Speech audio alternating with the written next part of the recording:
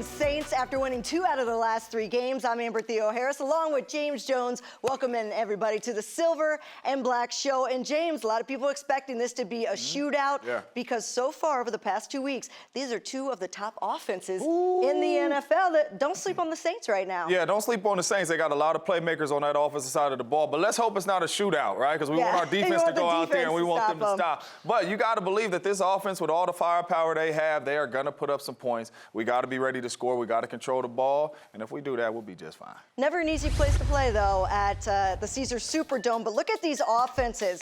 Over the last 2 weeks, the Raiders, #1 offense in the NFL. The Saints, see you, Raiders. The #2 offense in the NFL. By the way, over the last 3 weeks, both of these teams are averaging 33 points a game exactly. So something is going to have to give. And I think Patrick Graham, defensive coordinator for the Raiders, got a little bit of a treat, trick or treat, you could say, there we go. for Halloween early. On Wednesday, Dennis Allen named the starter, and it wasn't Jameis Winston. It's Andy Dalton, which a lot of people, I know you're surprised by this one. I'm scratching my head right there, right? Well, you look at the stats, and in the starts that Andy Dalton was in, 31 points a game. And the starts that Jameis Winston was in, 17 points a game. Both of them have turned the ball over quite a bit. Yeah.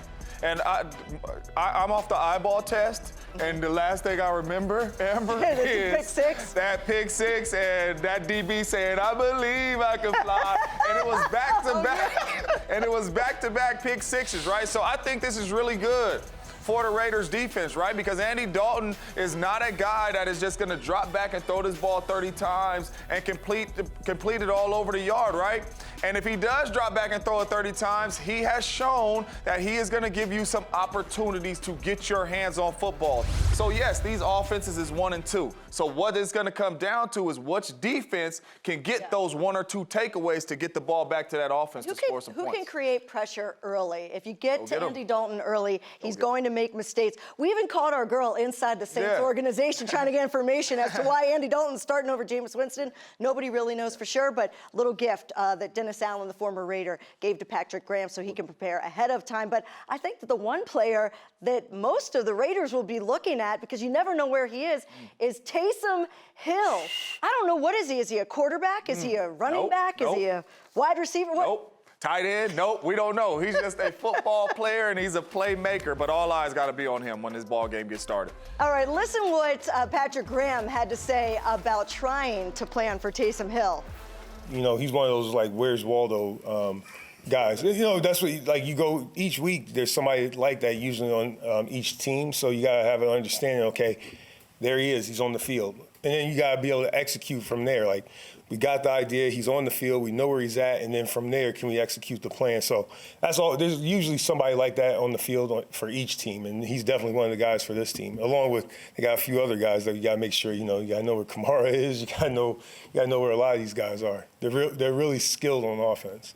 Oh, Patrick, we all remember Where's Waldo. We love that book as a kid. We love the cartoon. There's Taysom Hill. He is going to play the role of Waldo in this breakdown. Absolutely. So, James, why don't you show us a couple examples of how Taysom Hill is used in the Saints offense? Yeah, they use him all over the football field, and I'm going to show you a little bit. Now, hopefully the Raiders better than me, because I could never find Where's Waldo when I was looking for him in the book. But right here, you see him at the quarterback position, Wildcat, and they just running power downhill. Now, he don't got this top-end 4.3 speed, but he is tough to bring down. You are not going to bring him down if you do not wrap up. He's elusive, and they try to get him in space. Right here, you see him at the tight end position. I love the off hat. the ball. You see the Where's Waldo hat, dragging across the field. They find ways to get the ball into his hands. This is a 15-yard reception. You seen a power run downhill. You seen a reception. And then right here, they treating him like a wide receiver. You see him right here at the fullback position. He's going to motion over to this trips formation, and they are going to throw him a wide receiver screen.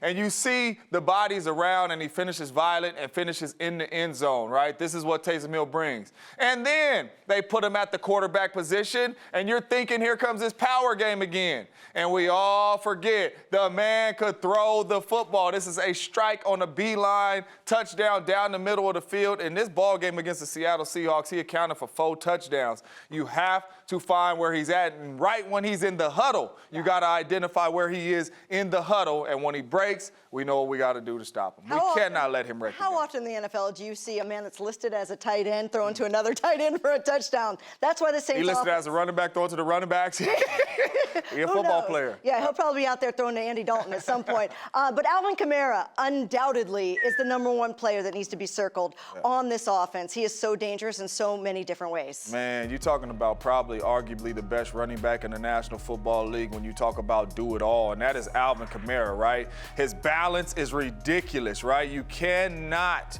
bring this guy down with one guy. His balance is unbelievable. He catches the ball out of the backfield. He's so smooth. And this offense goes through him. I know we just talked about where's Waldo and Taysom Hill, but this offense goes through 41. In the pass game and the run game, it starts with him. Whether it's on check down, whether it's on choice routes, whatever it may be on screen routes, they are trying to get 41 as many touches as they possibly can. So for us, we have to make them one-dimensional. We have to get them off schedule. So Derek Carr, Devontae Adams, Josh McDaniels, we have to score points, and we got to score points fast, put the ball in Andy Dalton's hands, and he'll give us some Christmas gifts. Yeah, the best way to defend Alvin Kamara is to get ahead early so that they're forced to throw the ball. Take him out of the game. All right, coming up next, what about turnovers where the Saints turn the ball over more than any offense in the NFL? Could this be a major opportunity for the Raiders defense? That's next.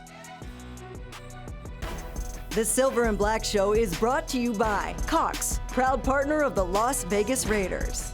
Allegiant, the official airline of the Las Vegas Raiders. Low fares, nonstop flights. Book now only at Allegiant.com. 1800, the best taste in tequila and official partner of the Raiders. They need some chunk plays. It's going to be really tough, just picking up 5 or 6 yards, per play here. They've got to be able to get it down the field. Mills throwing, intercepted. Picked off in the middle of the field by Duron Harmon. Harmon up the sideline. Harmon is going to take it all the way to the end zone for the touchdown. Welcome back to the Silver and Black Show. The veteran, the 10-year veteran, Duron Harmon with his first pick six ever in his career. Gone, too. We're going to need some more of that. You and I have been sitting here on the show begging somebody other than Max Crosby to make a play. And perhaps, JJ, this is an opportunity. When you look at the offense for the Saints, nobody turns the ball over in the NFL more than that offense. But we need to see people other than Duron, other than Max. How about Rock Yacine? Let's see a little touch. Absolutely. Let's see a little pick six. Absolutely. And this is the game where you turn the tape on and you going, where is these quarterbacks throwing the ball? Whoever's out there, right? So you get up for these type games because you know you are going to have opportunities to get your hands on some footballs. You know Max Crosby's coming. Hopefully Chandler Jones starts waking up and he starts coming off the other edge. But they are going to give you opportunities in the ball game. They've shown that they are going to give you opportunities. Whether it's Jameis, whether it's Taysom Hill, they've shown that they will give you opportunities to get your hands on the football. We just have to make sure we catch it, right? You play DB, right? Because you can't catch, right? So we need to turn these PBUs into INTs. And if we can get the ball back to Derek Carr in this offense, it's going to be a very good day for the Las Vegas Raiders. Look at that. Whoop. Chris Olave, we haven't mentioned him, by the way. He is a heck of a young receiver. He's top 10 in the NFL right now. But as veteran defenders, I mentioned Rock Yacine, I mentioned Jonathan Abram. All of them can maybe take advantage of the youth of the receiving corps. Absolutely. And you can see him trying to force the ball to Chris Olave, too, because Jarvis Landry and Michael Thomas is out. So they're gonna have some opportunities to make plays. I could see at least 2 to 3 takeaways for this defense getting the ball back to that would be big for the Raiders.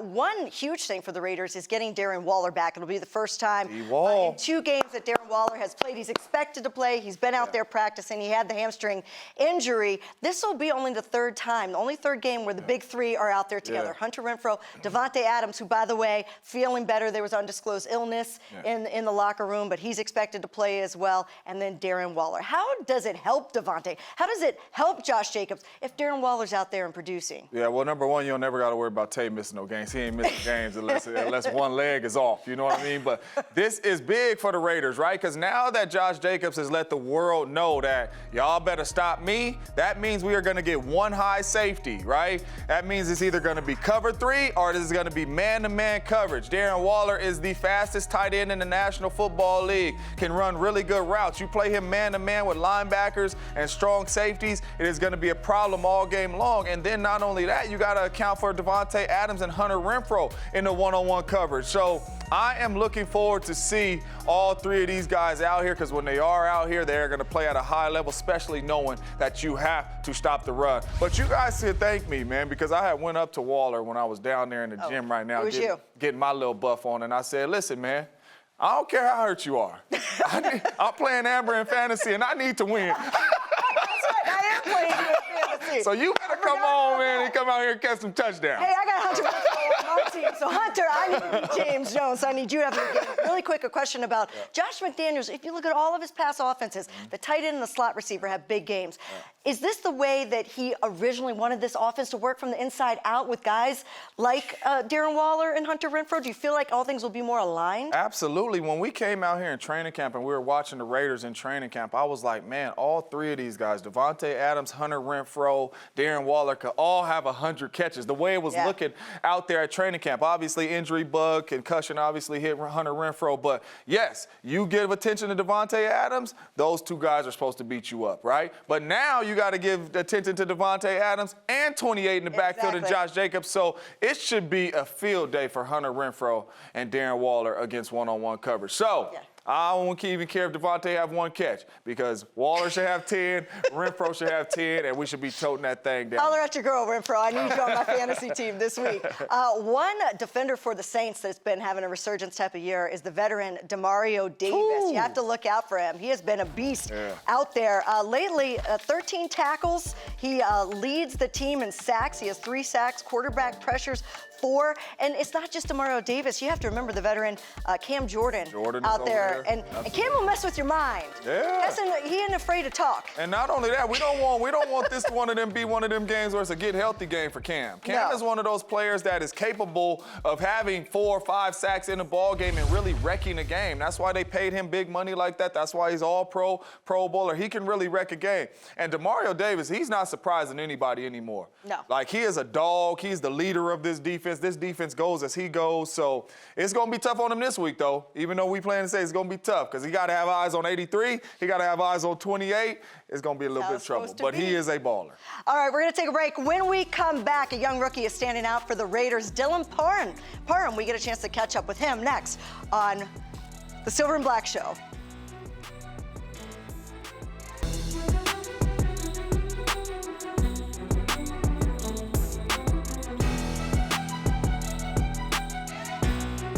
Here with Dylan Parham. He's the rookie guard here for the Las Vegas Raiders. And you've had quite a rookie season already. 3rd round, you're drafted. You're already starting week 1 out the gate. And there was a scouting report that I found about you out of college. This is what it said. It said, Parham is a clear processor that adjusts throughout games. I thought that was interesting.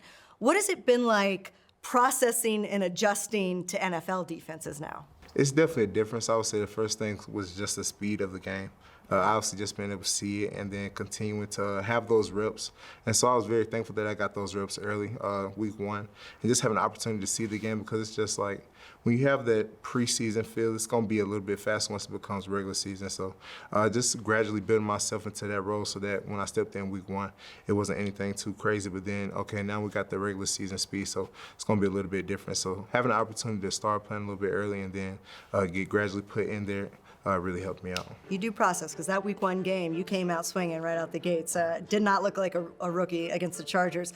Guard, tackle, even center at times. Was your versatility as an offensive lineman always intentional? Did you always want to be like that? I would say early on in my offensive line career, I really didn't even think offensive line was in my future.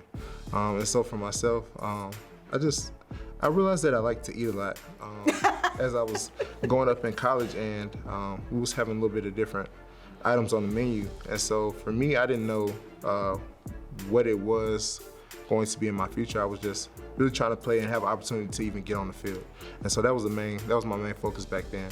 Obviously, as we continue to progress and move along in stages, I realized that if I wanted to have an opportunity in the league, that I did need to be flexible in multiple positions, especially at the center. I knew and I heard a lot of different things, and a lot of people wanted to see me at that position. And so for myself, I had that consciousness to be able to get reps while I was at Memphis at the center position. And then I played left and right in game, so I had a lot of flexibility. And then even in that COVID season, I talked to my coach, and we needed a right tackle, and I slid out there right tackle for like 12 games or so.